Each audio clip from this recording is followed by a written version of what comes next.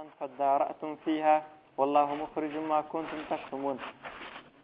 د دې آیاتو څخه بل خباثت د بني اسرائیلو الله پاک بیانوي، هغه دا چې جرم یو سړی وکړي او بې ګناه سړی بدنامول، دا د یهودیانو د بني اسرائیلو یو غټ خصوصیت و. جرم به یې ووکړي او تهمت به بل چا لګوئ. نو په دې آیاتو کې الله پاک دغه صفت ته دوی بیانوي. وإذ قتلتم نفسا، دا د مخکینۍ واقعې اول سر یې ذکر کړی دی چې هغه مخکې بیان سوله چې هغه سړی وژلی و، الله پاک دا طریقه وښوله. وإذ قتلتم، کله چې تاسې ووژئ، نفسا یو نفس، فداراتم، نو تاسې اختلاف وکئ، فیها په باره د دې نفس کې، یو پر بل مو تور وراړوئ او جنجال مو سره جوړ شو. خپله درته معلوم و، هغه سړي ته خو معلوم و، لیکن بیا په بل چا وراړوئ. والله مخرج، الله پاک رایستونکی دی، ما کنتم د هغه څه چې یاست تاسې تکتمونه، تاسې پټوئ. جرم خو مو کړی و، په بل چا مو وراړول غوښتل، پټول مو، خو لیکن الله پاک هغه ستاسې پټه کیسه راښکاره کړله. فقلنا اضربوه، نو موږ وویل ووهئ دې سړي لره، ببعضها، په بعضې حصې د دې غوا، د دې غوا په بعضې حصې سره دا سړی ووهئ. کذلک یحیی الله، دغه رنګه ژوندي کوي الله پاک الموتا، مړو لره. په دې کې مقصد دا و چې الله را ژوندي کوي، کذلک یحیی الله الموتا دپاره چې را ژوندی کړي خلکو ته به دا ور وښیي چې الله پاک په دې قدرت لري چې تر مرګ وروسته بیا انسانان را ژوندي کړي. نو د قیامت دپاره د بعث بعد الموت د اثبات دپاره یوه نمونه م الله پاک په دنیا کې ور وښوله. کذلک دغه رنګه یحیی الله، را ژوندي کوي الله پاک الموتا، مړو لره، لکه څنګه چې دا سړی را ژوندی کړي. هغه سړی را ژوندی سو چې را ژوندی سو، د غوا سره وایي چې د غوا په لکۍ یې ووهئ، یا بعضې وایي چې په ورون باندې ووهئ د غوا، چې ویې وهئ. هغه سړی را ژوندی سو او ویې ویل هغه د ده کوم وراره چې و هغه ته یې لاس ونیوی چې زه ده وژلی یم. نو قاتل معلوم سو، هغه بل بې ګناه سړی خلاص سو. بس بیا دوی را ولاړ سول، د میراث څخه یې هغه قاتل محرومه کوي. ځکه قاتل چې خپل داسې څوک مړ کړي چې د هغه څه میراث ورسېږي، نو د میراث څخه محرومیږي، نو دی د میراث څخه محروم شو. کذلک یحیی الله الموتا ویریکم آیاته، او درښیي تاسو ته خپل آیاتونه، لعلکم تعقلون، د دې دپاره چې تاسې د عقله کار واخلئ، په دې کې به فکر وکړئ او قیامت باندې به ایمان راوړئ او د الله پاک قدرتو طرف ته متوجه پیدا کړي. ثم قست قلوبکم، اوس الله پاک رد ورباندې کوي بني اسرائیلو چې دا واقعه ولیدله، مړی الله پاک ورته را ژوندی کړي او خپل حالت قاتل معلوم کړي. نو په کار خو دا وه چې دا بني اسرائیل د الله طرف ته متوجه سوي وای، د الله پاک قدرتو کې فکر کړی وای، د الله عبادت یې شروع کړی وای، خو لیکن د دوی زړونه نور هم سخت سول، دومره سخت سول چې تر ډبرو هم سخت سول. د ډبرو فرق هم یا تر دې ډبرو هم سخت سول، ځکه په ډبرو کې خو بیا هم څه نرموالی شته، د دوی په زړو کې هغه لږ نرموالی هم نه و. ثم قست قلوبکم، بیا سخت سول زړونه ستاسې، من بعد ذلک، وروسته تر دغه واقعې، فهیه دا زړونه ستاسې کالحجاره، لکه په شان د ډبرو داسې سول، او اشد قسوه، یا زیات وو یا سخت وو، قسوتن په سختوالي کې. ثم قست قلوبکم، د زړه سختوالی دا دی چې په چا باندې د دین خبره اثر نه کوي، دې ته د زړه سختوالی وایي. او قسوت د زړه دا د بدبختۍ علامه ده. په حدیث کې راغلی دی چې د چا زړه سخت و دا سړی بدبخته دی. او بل حدیث کې دا چې دی چې لا تکثروا الکلام بغیر ذکر الله، چې تاسې د الله د ذکر سما شوه، نورې خبرې ډېرې مه کوئ. فإن کثرة الکلام بغیر ذکر الله قسوة للقلب، ځکه د الله د ذکر سما شوه، نورې خبرې ډېرول دا د زړه سختوالی دی. وإن أبعد الناس من الله القلب القاسي، او د الله څخه په ټولو خلکو کې ډېر لرې هغه زړه دی چې هغه سخت زړه وي. سخت زړه د الله څخه ډېر لرې.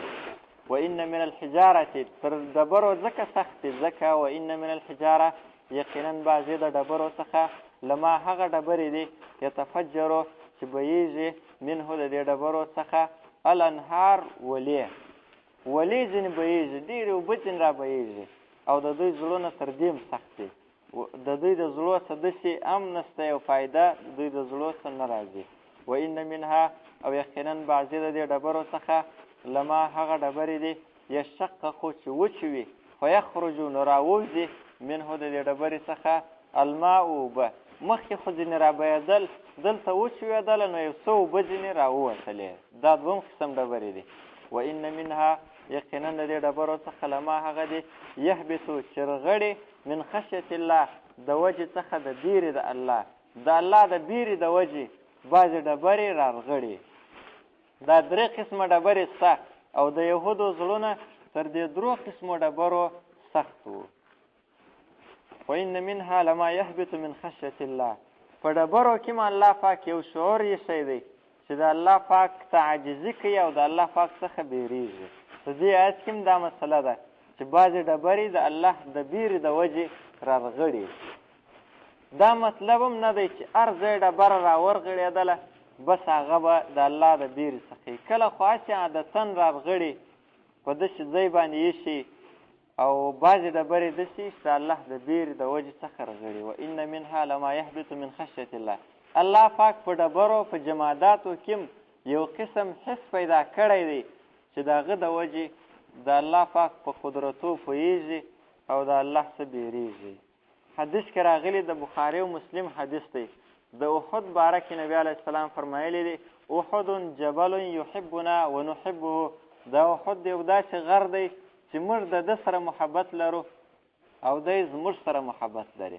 یعنی په غره کې هم دا شعور شته چې محبت کولی شي د نبي علیه السلام او صحابو سره. او بل حدیث کې دا راغلی دی مسلم او ترمذي کې دی انی لاعرف حجرا بمکة كان يسلم علي قبل ان ابعث واني لاعرفه الان.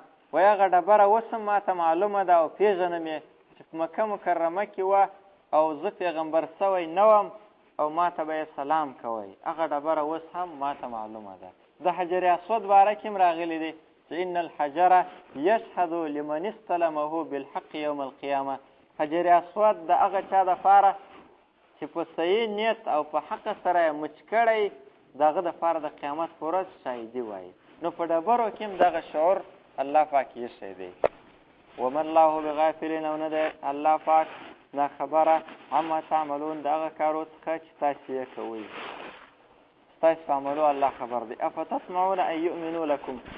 مسلمانانو سره بعض صحابه کرام و چې د یهودو د هدایت ډېر فکر ورسره و خو بیا یهودیانو ایمان نه راوړی هغه پریشانه کېدل. نو الله پاک په دې آیت کې فرمایي چې تاسې داسې چاته امید لرئ چې ایمان به راوړي چې هغه د الله په کتاب کې تحریف کوي د الله کتاب بدلوي نو د داسې خلکو څخه د هدایت تمه لرل دا صحیح نه ده. افتطمعون د دې ځای څه د یهودیانو ډلې بیانېږي. یوه ډله په دې آیت کې ده دا هغه ډله ده چې د الله په کتاب کې یې تحریف کوئ او بدلون یې کوئ. افتطمعون ایا تاسې امید لرئ ان یؤمنوا لکم چې ایمان به راوړي د یهودیان ستاسې دپاره. وقد کان فریق په داسې حال کې چې یقینا و یوه ډله منهم د دوی څخه د دې بني اسرائیلو یهودیانو څخه یسمعون کلام الله اوري کلام د الله پاک ثم یحرفونه بیا بدلوي دوی د کلام لره د الله من بعد ما عقلوه وروسته تر دې چې دوی پوه شول په دې کلام د الله وهم یعلمون په داسې حال کې چې دوی پوهېږي چې دا موږ غلط کار کوو اصل مقصد د الله د کتاب دا نه دی خو بیا هم دوی تحریف ورشي کوي. دا تحریف یې دوه قسمه کوئ.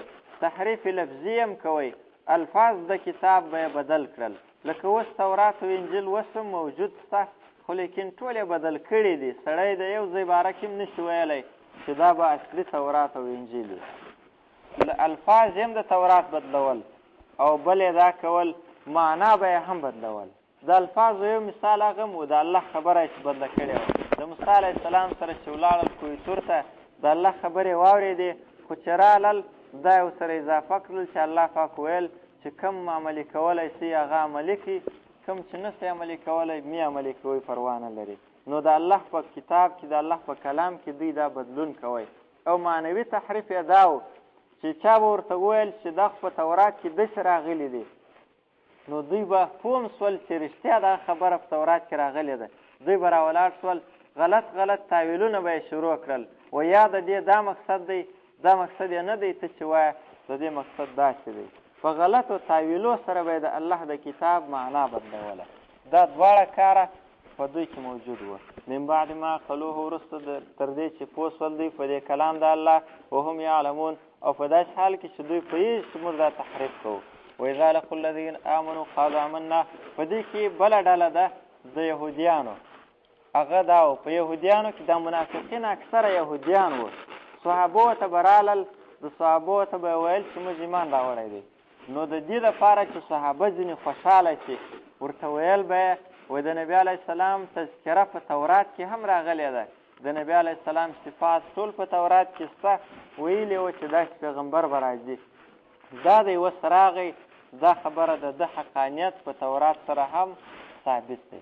دا خبرې به ورته وکړي صحابو ته، بېرته به چې رالل هغه غټانو یهودیانو او مشرانو به یې ورته ویل چې دا کار تاسې مه کوئ، تاسې چې سم حالت ورته وایاست، خپل علم ورته ښکاره کوي، نو بیا خو به دوی د قیامت په ورځ به د الله په دربار کې په موږ باندې دا شاهدي ووایي چې دا یهودیان وه، خپله یې ویله، موږ ته یې ویلي وه د دوی په کتاب کې د نبي علیه السلام حقانیت ذکر و، بیا یې هم ایمان نه ورباندې راوړی. وایي نو داسې کار مه کوئ چې د دوی دپاره دلیل پر تاسې باندې قایم کړي.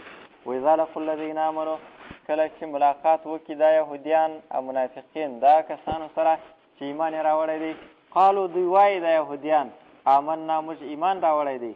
وإذا خلا بعضهم، کله چې یوازې سي بعضې د دوی الی بعض و بعض نورو ته، قالو دوی وایي دا نور مشران یې ورته وایي اتحدثونهم، آیا تاسې خبر ورکوئ دې مؤمنانو ته بما په هغه علم سره فتح الله علیکم چې را خلاص کړی دی الله پاک پر تاسې باندې، هغه خبر دوی ته وایي مه ورکوئ.